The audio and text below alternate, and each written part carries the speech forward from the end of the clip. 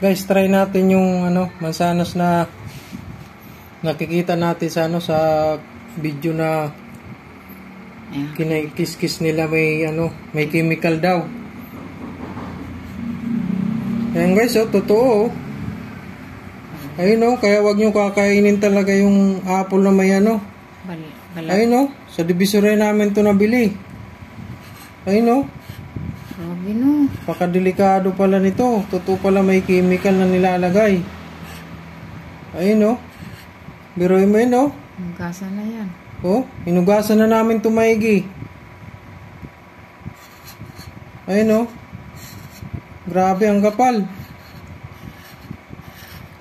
Kaya pala hindi nabubulok agad yung mansanas.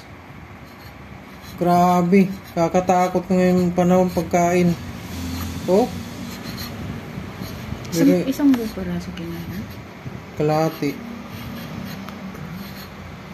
Ayun hinugasan na yan.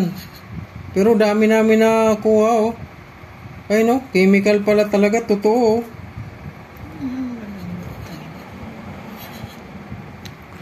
Yan, try nyo guys yung nabibili nyo. Nabili namin to sa Divisoria. Grabe grabe, mag-iingat tayo sa mga kahit sa prutas wala nang ligtas. Grabe ang kapal.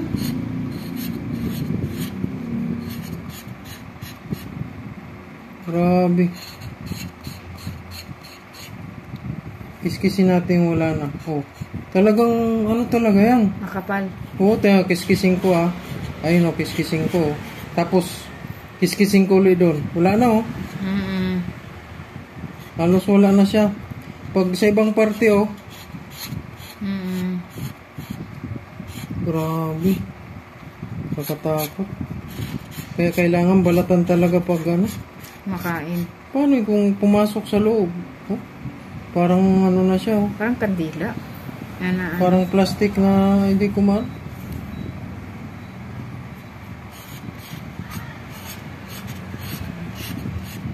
Guys, pag napanood nyo to guys, mag-iingat na siguro kayo sa kinakain nyo. Wala na. Yan, grabe.